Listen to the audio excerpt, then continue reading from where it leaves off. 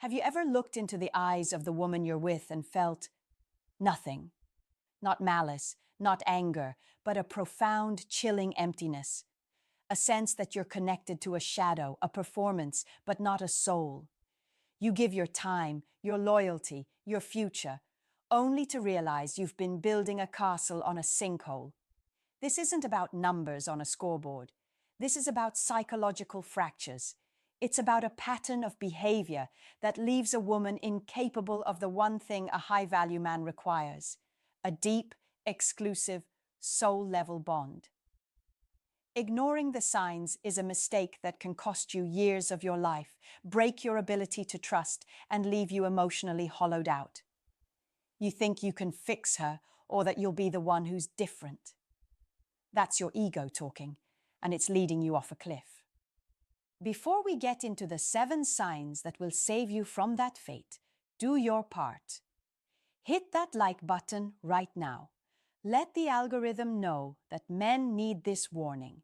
Pushing that button sends a flare signal to other men walking blindly into the same trap. Do it now. Let's begin the countdown.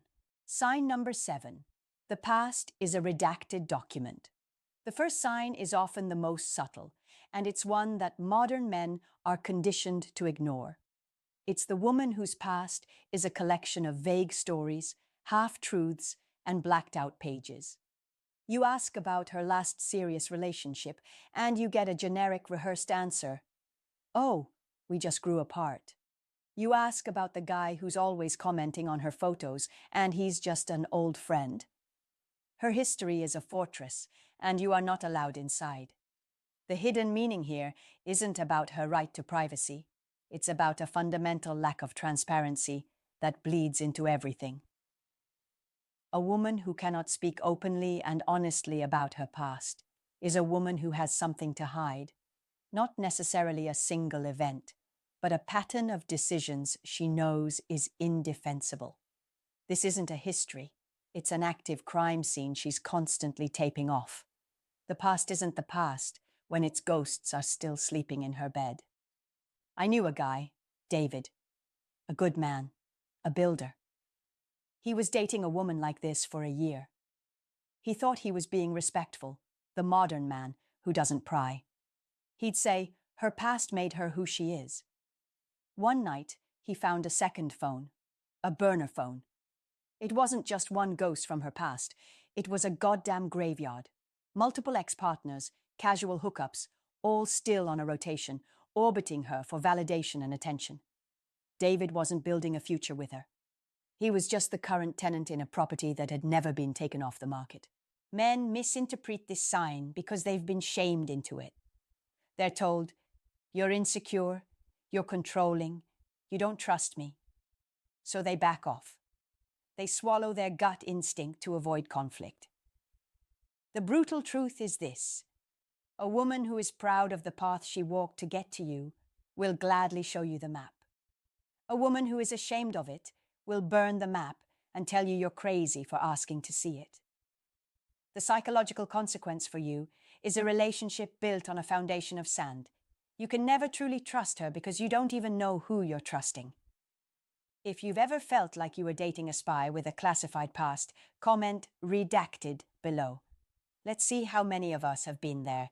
And hit that subscribe button, because the next sign is even more critical. Sign number 6. Sex is a tool, not a connection. Pay close attention to how she treats the physical act of intimacy. For a woman with a fractured sense of attachment, sex is often disconnected from emotion. It becomes a tool, a currency, or a distraction. It's either used to solve problems, an argument is magically fixed with sex instead of communication, or it's treated with a jarring level of casualness, like ordering a pizza.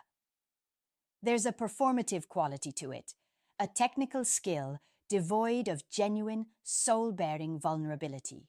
The hidden meaning is that intimacy has been desanctified. Think of a sacred temple. If only a few chosen people are ever allowed inside, the space remains holy. But if the doors are thrown open to everyone, every day it becomes a public marketplace. The reverence is lost. For a woman who has had countless meaningless encounters, the act can become just that, an act. It's a physical release or a method of validation, not the ultimate expression of a unique emotional and spiritual bond with you. I coached a client, Michael, who was confused. His girlfriend was sexually adventurous and always willing, which he initially saw as a huge plus. But he started to notice a disturbing pattern. Sex was never a tender, connecting moment. It was either a frantic, almost desperate performance after she felt him pulling away, or it was a reward for him doing something she wanted. He realized he didn't feel closer to her after sex. He felt more alone. He was a utility, a warm body to fill a void. The temple had become a train station, and he was just another passenger passing through. Men get this wrong because we are visual and physical creatures. We mistake enthusiasm for intimacy and skill for connection. We think, wow, she's so open and uninhibited. This is amazing. We fail to look for the light in her eyes after. Is there a soft, trusting glow? Or is there a blankness, a quick return to scrolling on her phone as if a transaction has just been completed? The brutal truth is that when sex is just a tool, you are just an object to be used by that tool. The psychological consequence is that the one place you should feel the most accepted and connected becomes the place you feel the most used and interchangeable. If this sounds painfully familiar, hit that like button. You're not alone in this. Sign number 5, she avoids true vulnerability, like the plague. This is one of the most insidious signs. She might seem open. She'll tell you stories. She'll laugh. She'll even cry. But it's all a performance. I call it scripted vulnerability. She knows the lines. She knows what a man wants to hear. She can play the part of the loving, open girlfriend because she's had enough auditions. But when it comes to true vulnerability, admitting her deepest fears, her ugliest flaws, her profound insecurities, a steel wall comes down. The hidden meaning is a deep-seated defense mechanism. True vulnerability is risky. To be truly seen, flaws and all, is to give someone the power to destroy you.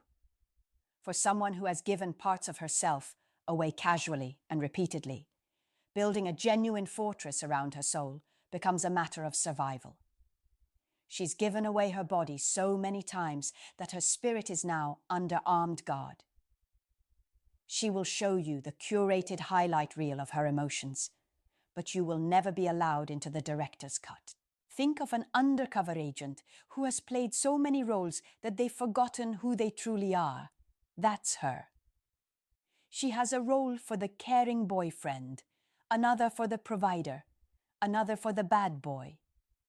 She mirrors your desires and expectations, making you feel like you've found your perfect match. But you haven't found her. You found her latest character. A friend of mine, Jason, dated a woman for 2 years. He thought he knew everything about her. Then her father passed away. At the funeral, he saw a side of her he never knew existed, a raw, broken, terrified little girl. But as soon as they left, the mask went back on. She refused to talk about it, shutting him out completely. He realized he wasn't her partner in grief. He was an audience member who had accidentally seen behind the curtain. Men misinterpret this because the performance is incredibly convincing. We want to believe we've found this amazing, well-adjusted woman. We mistake emotional control for emotional maturity. We see her lack of drama as a good thing, not realizing it's because none of her real emotions are actually on the table. The brutal truth is, you cannot build a life with a ghost. A relationship without shared vulnerability is just two people playing house. The psychological consequence is that you will spend years pouring your heart out to a brick wall, feeling lonelier with her than you ever did by yourself. If you're tired of dating actresses, smash that subscribe button. It's time to demand authenticity. Sign number 4. The comparison engine is always running. This is the silent killer of relationships. In her mind, you are constantly being measured against a ghost, or rather, a legion of ghosts. Every aspect of your being is being silently graded on a curve against her past partners. Your performance in the bedroom, the way you plan a date, the gifts you buy, even the way you argue. You are not being experienced for who you are. You are being audited against a database of past experiences. The hidden meaning behind this is that a vast and varied sexual and romantic history doesn't create a more experienced, appreciative partner. It creates a jaded consumer with an impossibly long checklist. It's the paradox of choice. When you've only had one or two types of ice cream, you can truly savor and enjoy them. When you've had 100 flavors, you're no longer tasting the ice cream. You're just comparing it to all the others. She isn't in a relationship with you. She's in a relationship with her own past, and you're just the latest contestant. Imagine you're an artist who has poured your soul into a painting. You present it to her, and instead of looking at it, she pulls out a portfolio of other paintings. "This one's colors were a bit brighter," she says. "The brushstrokes on that one were more confident." You would feel crushed, invalidated. That is what she is doing to your soul, to your very identity, every single day. She might not even say it out loud, but you will feel it in her sighs of disappointment, her passive-aggressive comments, her moments of detached dissatisfaction. Men miss this because it's almost impossible to prove. It's a silent process happening inside her head. We might feel that something is off, that we can never quite please her, but we blame ourselves. We think, "I need to be better. I need to work harder. I need to be more exciting." We start performing, tap dancing for her approval, trying to outdo ghosts we can't even see. The brutal truth is, you cannot win a competition you didn't sign up for, especially when the judges are biased and the other contestants are idealized memories. The psychological consequence is the complete erosion of your self-esteem. You will start to feel that you are fundamentally not enough, a feeling that will poison you long after she's gone. If you want to be chosen, not just compared, hit that like button. Show the world that men demand to be seen for who they are. Sign number 3, a deep and pervasive cynicism towards men. She might say she loves you, but does she respect men? Listen closely to how she talks about her exes, her male co-workers, men in general. Is it a constant stream of negativity, complaints, and generalizations? Does she have a "men are trash" attitude that she jokingly claims you are the one exception to? This isn't just a quirky feminist talking point. It's a window into a deeply wounded and resentful psyche. The hidden meaning is that her past experiences have soured her entire worldview. After numerous disappointing, transactional, or exploitative encounters, she has concluded that the entire gender is fundamentally flawed. She's a prosecutor who has already decided on a guilty verdict for all men, and you're just the one anomaly she's temporarily tolerating. This cynicism makes true trust impossible. How can she ever fully trust you if she believes your entire demographic is inherently selfish, lazy, or dishonest? Think of it like this. You're trying to build a beautiful house with a partner who is convinced that all wood is rotten and all nails are rusty. Every time you bring in a new, strong piece of lumber, she eyes it with suspicion, tapping it, waiting for it to crumble. You can't build anything on a foundation of such profound distrust. She's not your partner. She's your parole officer, constantly watching you, waiting for you to slip up and prove her cynical worldview correct. In fact, she might even subconsciously provoke you into fulfilling her negative prophecy. Men misinterpret this as a sign of her being strong and independent. We think, she's been hurt before, I'll show her that I'm different. I'll earn her trust. We take on the challenge, seeing ourselves as the hero who can heal her broken heart. We mistake her trauma for strength, her bitterness for wisdom. The brutal truth is that you are not a therapist. It is not your job to undo the damage done by a platoon of other men. Her cynicism isn't a wall you can heroically break down. It's a poison that will eventually seep into her perception of you, no matter how perfect you are.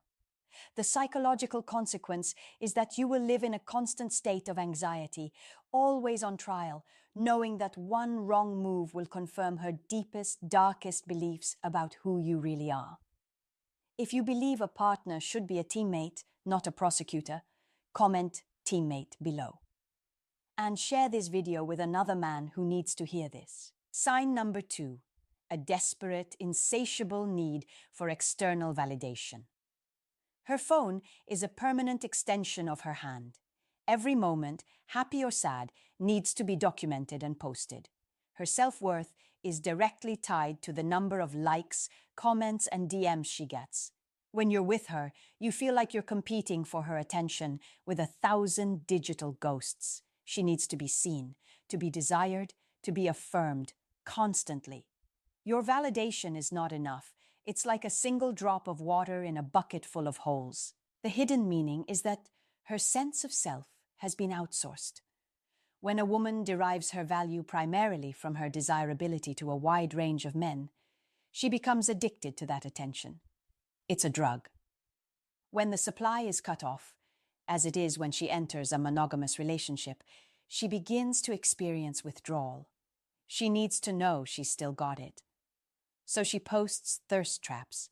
She entertains DMs from old friends.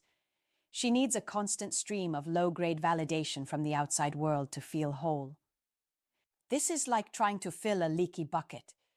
You can pour all your love, commitment, and praise into her, but it all leaks out through the cracks of her insecurity, and she'll always be looking for someone else to top it off. A friend of mine was with a woman like this. He gave her everything. A beautiful home, unwavering support, deep love. But he'd find her up at 2 a.m., texting men she barely knew, basking in the glow of their empty compliments. He confronted her, and her defense was, "They're just friends. I'm just being nice." But he knew the truth. He wasn't enough. Not because he was lacking, but because no single man could ever be enough to fill an abyss that deep. Men catastrophically misread this sign. They either see it as harmless, modern social media behavior, or they internalize it. They think, am I not exciting enough? Am I not giving her enough attention? We start competing with the phantoms on her phone, becoming needier and more controlling, which only pushes her further away. The brutal truth is this: a woman who still needs the validation of the crowd is not ready for the commitment of one. You cannot be her everything when she is desperate to be something to everyone. The devastating psychological consequence is that she will make you feel utterly and completely inadequate, like your 100% is only worth 10% of what she truly needs. If you're ready to be with a woman whose validation comes from within, not from her inbox, hit that like button right now. Sign number 1, the hollow heart, an inability to form a deep bond. This is the final, most tragic sign. It's the culmination of all the others. It's an emotional numbness, a profound inability to attach. It's the woman who goes through all the motions of a relationship. She says, "I love you," she meets your family, she plans for the future, but her eyes are vacant. There's a core part of her that is unreachable, permanently offline. You are holding a beautiful, perfectly crafted mannequin, not a living, breathing partner. The psychological theory behind this is simple and brutal. Deep bonding is a delicate, sacred mechanism. It's a lock designed for a specific key. When you force that lock open with dozens of different, ill-fitting keys, over and over again, the mechanism wears down. It breaks. The tumblers get bent. The ability to form a unique, exclusive, all-in bond is damaged, sometimes irreparably. Her heart isn't broken in the traditional sense. It's been desensitized. The nerve endings have been cauterized. This is the ultimate tragedy. She may even want to love you. She may consciously believe she does, but the subconscious wiring for deep, singular attachment has been short-circuited by a history of shallow, disposable connections. You can feel it. It's the reason she doesn't cry when you're in pain. It's the reason she can talk about breaking up with a cold, logical detachment.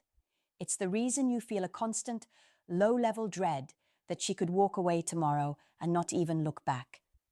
Because to her, partners have become interchangeable. You are just the next in a series. Men refuse to see this sign because it is too painful to accept. We believe our love will be the one to reawaken her heart. We believe our unique connection will magically repair the damage. We pour more love, more energy, more of our very soul into her, hoping to spark a fire in a place where the kindling has turned to ash. The brutal final truth is this: you cannot pour water into a cup that is already full of holes. You cannot expect a woman who has treated connection as disposable to suddenly see it as sacred with you. You are trying to build a cathedral in an emotional graveyard. The ultimate psychological consequence is the most severe. She will not only break your heart, she will break your belief in love itself. You will leave that relationship a cynical, hollowed-out version of the man you once were. Let's recap. The redacted past, sex as a tool, scripted vulnerability, the constant comparison engine, cynicism towards men, the insatiable need for validation, and the hollow heart. These are not quirks. They are sirens wailing in the fog, warning you of the rocks ahead. Ignoring them is an act of self-destruction. This isn't about judging her. It's about protecting you. Protecting your future, your sanity, your lineage. Your standards are not negotiable. They are the guardians at the gate of your life. Do not let a pretty face, a moment of loneliness, or a fear of being alone convince you to fire them. Protect your standards like your future depends on it, because it absolutely does. You are the prize. Your commitment is the prize. Do not award it to someone who is incapable of valuing it. Now, I need you to do 3 things to forge this community of strong men. First, smash that like button until it turns blue to push this message out to every man who is settling for less than he deserves. Second, comment with your story. Which sign hit you the hardest? Your experience, your story of walking away from a situation like this might be the final push another man needs to save himself.